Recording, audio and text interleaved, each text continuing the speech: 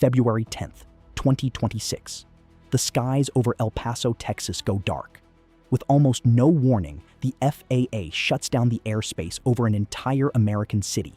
Every arrival, every departure, frozen. No airliners, no private planes, nothing. The mayor wasn't told. The airport wasn't told. The local congresswoman wasn't told. The reason was so sensitive that two federal agencies were fighting over it behind closed doors. Because parked at Fort Bliss, right next to that airport, the U.S. Army had a high-energy laser weapon powered up and pointed at the sky. A real, drone-killing, directed energy system of the kind that, for 70 years, lived only in science fiction. And here's the number that should stop you cold. The interceptor a Navy destroyer fires to shoot down a $50,000 enemy drone can cost $2 million. $2 million to kill 50 grand. That math is a losing war. But this new weapon, it kills the same drone for about the cost of a cup of coffee, a few dollars of electricity, and as long as the ship has power, it never runs out of ammunition, ever. These aren't prototypes gathering dust in a lab. They're on destroyers in combat zones right now.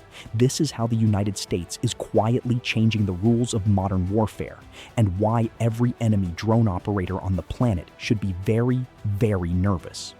To understand why the military is betting hundreds of millions on lasers, you have to understand the problem that's been bleeding them dry. Cheap drones. The modern battlefield changed. In Ukraine, in the Red Sea, in the skies over the Middle East. Small, mass-produced drones, some costing less than a used car, became one of the deadliest threats to billion-dollar warships and bases. The poster child is the Iranian Shahed 136. A cheap, long-range attack drone built by the thousands, now copied and launched by forces from Ukraine to the Red Sea. One of them can disable a warship. A swarm can overwhelm an entire defense system. And the defender's options were all expensive. A standard missile interceptor? Roughly $2 million a shot. And the SM-6 runs closer to $4.5 million. Even the cheaper interceptors run into the hundreds of thousands. Every time a $10,000 drone forces you to fire a $2 million missile, the enemy wins the exchange, even when you shoot it down. Worse, a warship only carries so many interceptors. Dozens, not hundreds. In the Red Sea, U.S. destroyers burned through them at a pace that had Pentagon planners sweating. When the magazine runs dry, the ship has to leave the fight, sail home, and reload. The enemy doesn't have to beat you. They just have to make you go broke and go empty. The military needed a weapon with two impossible properties: a cost per shot near zero and a magazine that never runs dry. The answer had been sitting in science fiction for 70 years. Forget the movies. A military laser isn't a glowing bolt of light zipping across the sky. It's invisible, silent. There's no recoil, no muzzle flash, no warning. The first sign that you've been targeted is that your drone starts to melt. Here's how it works. A high-energy laser takes electrical power from the ship's generators, a vehicle's engine or batteries, and converts it into a focused beam of light, concentrated into a spot smaller than a coin. That spot delivers heat. Intense, relentless, surgically placed heat. The beam locks onto a weak point, a drone's motor, its fuel, its sensor, a missile's seeker head. Within seconds, plastic warps, circuits fry, fuel ignites. The target doesn't explode like in the movies. It fails, it tumbles, it falls out of the sky, and the beam travels at the speed of light. Think about what that means. With a missile or a gun, you have to lead the target, calculate where it will be. With a laser, there is no lead. You point, it hits, instantly. But there's a catch, and it's the heart of the whole technology. The beam has to stay on that coin-sized spot long enough to burn through, sometimes several seconds, on a target jinking through the sky miles away. That's the hard part. It's solved with precision tracking and adaptive optics. Systems that measure the air's distortion in real time and bend the beam to hold it dead steady on a single point. A human authorizes the shot. The machine holds the beam. Seconds later, The threat is debris.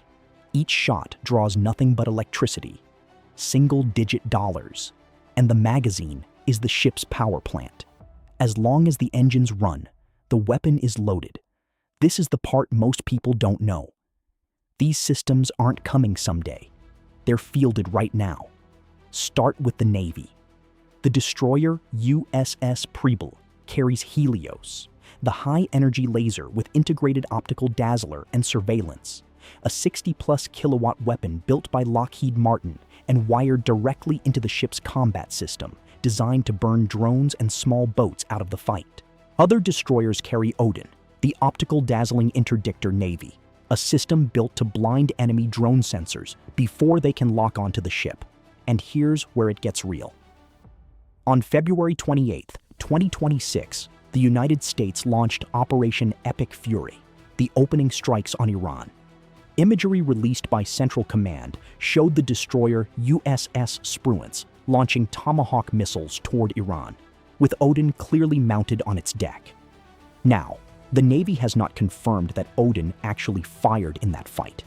What is confirmed is that the laser was there on the warships doing the fighting in a live combat zone. The age of the shipboard laser didn't arrive in a press release. It showed up in the middle of a war. It's worth knowing where this lineage started.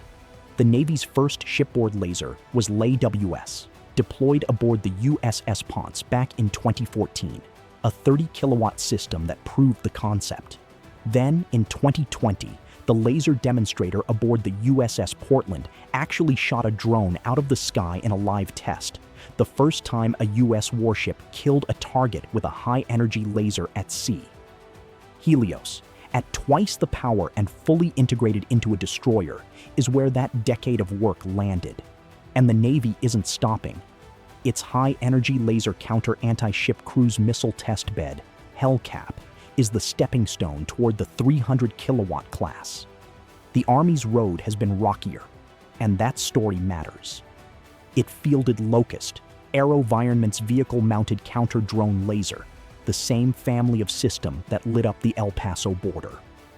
In March 2026, the company unveiled the third generation, Locust X3, a 20 to 35 kilowatt laser built specifically to kill Shahed-class attack drones at under $5 a shot. The Army even fired a palletized high-energy laser from the flight deck of the carrier USS George H.W. Bush, proving these things can shoot from places nobody expected. But for every program that worked, one died. The Army's 50-kilowatt striker-mounted laser, DEM-SHORAD, was judged not mature enough to go into production. Its 300-kilowatt IFP-CHEL program was cut down to a single test unit. The last decade is a graveyard of canceled laser projects, killed not by bad science, but by brutal engineering. So the Army did the logical thing. It folded the survivors into one effort, the Joint Laser Weapon System, the JLWS, a combined Army and Navy program aiming for a containerized 150-kilowatt laser, scalable past 300, as part of the Pentagon's Golden Dome. It's the flagship of America's laser future, funded at roughly $676 million through 2031. The Air Force, meanwhile, has its own palletized lasers, systems that load onto a truck or a pad anywhere drones threaten a base. And helicopters? They carry their own laser trick, defensive systems like CIRCM, the Common Infrared Countermeasure, built by Northrop Grumman, which fire a directional laser to blind the seeker head of an incoming missile, breaking its lock mid-flight. More than 70,000 operational flight hours, being fielded across more than 1,500 Army aircraft, with no aircraft lost. A laser that doesn't destroy the missile, it deceives it. The United States isn't alone. Israel, facing some of the heaviest drone and rocket fire on Earth, already crossed the finish line.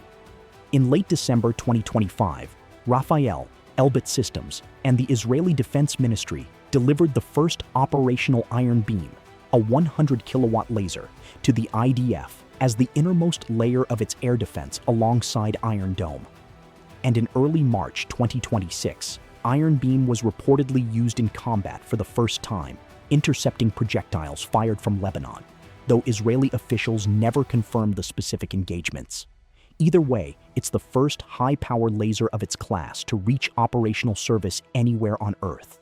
Then there was El Paso, a counter-drone laser running at Fort Bliss, so close to a major airport that the FAA shut the whole city's airspace down rather than risk it.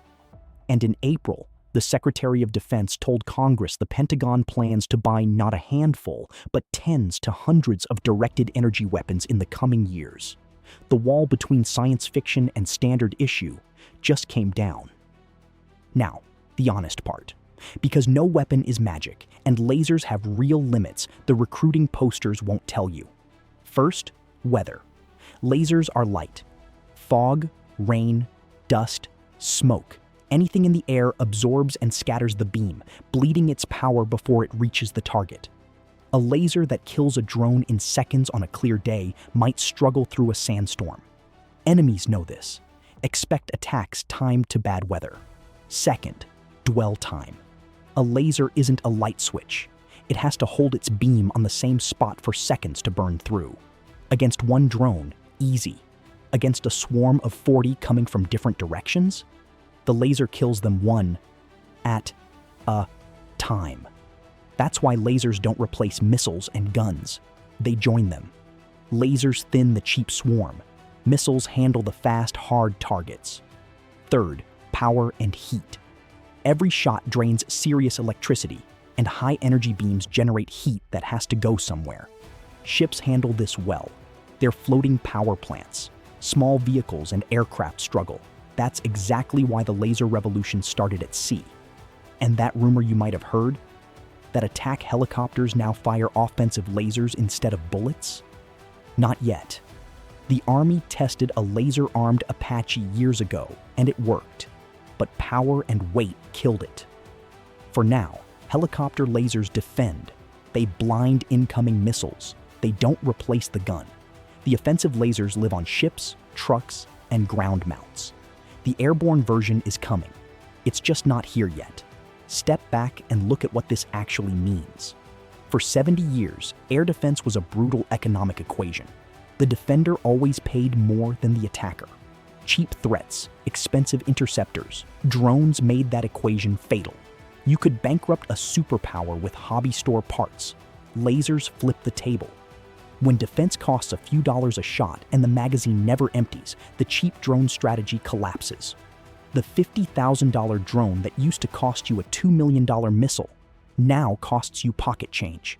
The attacker's math breaks. Deterrence gets rewritten by an electric bill. For the operators, the ship crews, the air defenders, the base security teams, it means something simpler. They stop counting rounds. No more watching the inventory tick towards zero while the swarm keeps coming. As long as the generators turn, they're in the fight. And America isn't alone in the race. China has shown off the LW-30 ground-based laser. Russia unveiled its Paris-VET program back in 2018. Israel just put Iron Beam into service. More than a dozen nations are pushing to field these weapons, and the pace is accelerating. But right now, in 2026, America has lasers on destroyers, on carriers, on tactical vehicles, and confirmed on the deck of a warship in the middle of a shooting war. The age of directed energy didn't arrive with a flash. It arrived silently, invisibly, at the speed of light. So the next time someone tells you laser weapons are science fiction, tell them about El Paso, an American city's airspace shut down over a laser at Fort Bliss. Tell them about the destroyer off Iran with a drone-blinding laser on its deck. Tell them about Iron Beam burning rockets out of the Lebanese sky. Tell them about the $3 shot and the magazine that never runs out. The future of warfare isn't louder. It's silent, invisible, and plugged into the wall. If you want more breakdowns of the weapons, missions, and operators rewriting modern warfare, hit subscribe and turn on notifications. New videos every week. This is Operator Ready. We'll catch you next time.